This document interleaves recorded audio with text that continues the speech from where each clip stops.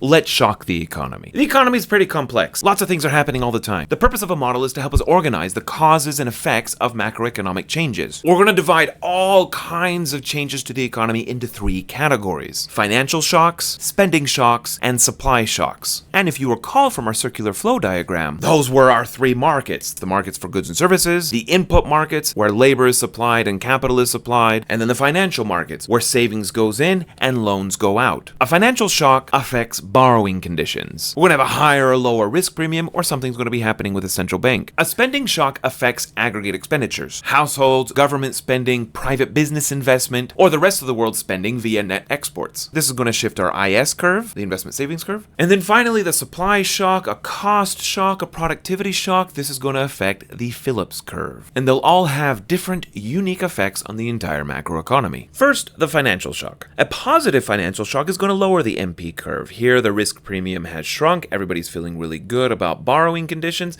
A lot of opportunities. They don't need to be compensated as much. This is going to shift the MP curve downward. With a lower overall interest rate, the output gap moves positive. Bringing this down to the Phillips curve, we're going to get higher unexpected inflation. So we had a good thing, more economic activity, but we had a bad thing, higher unexpected inflation. Let's start over. What if we have a negative financial shock? The risk premium now goes up. Banks need to be compensated more. This is going to raise the MP curve and decrease overall spending, leading to a decline in the output gap. Bringing this down to the Phillips curve, we have lower unexpected inflation. So we get a bad thing, lower GDP growth, and we get, at least in the short run, a seemingly positive thing for consumers: lower prices. But if the unemployment rate is higher, there's less consumers able to enjoy those lower prices. Next, spending shocks. A positive spending shock is going to shift the IS curve to the right. There's no change in the interest rate, but now that everybody's willing to spend more, the output gap is going to move more positive. Bringing this down to the Phillips curve, we see higher inflation. So here we had a good thing, more economic activity, but a bad thing with higher inflation. The difference between a positive spending shock and a positive financial shock is what happened with the interest rates. There was no change in interest rates with just a positive spending shock, whereas a positive financial shock saw a drop in the interest rate as an initial causal mechanism for the whole economy. Let's start over and see what happens when there's a negative spending shock. That's going to shift the IS curve to the left. At that new equilibrium, the output gap is now negative. Bringing this down to the Phillips curve means we have less inflation. Now we're going to move on to the worst kind of shock. The economy is going to experience a supply shock, as they did during COVID. This is going to shift the Phillips curve up, which leads to unexpected inflation. Now note, there is no change in the output gap, not as we have it modeled here. This is because we have the output gap on the axis, not overall GDP. Remember that the output gap is equal to real GDP minus potential GDP. Most of the time, potential GDP just hums along at its long-run growth rate. But what would a negative productivity shock do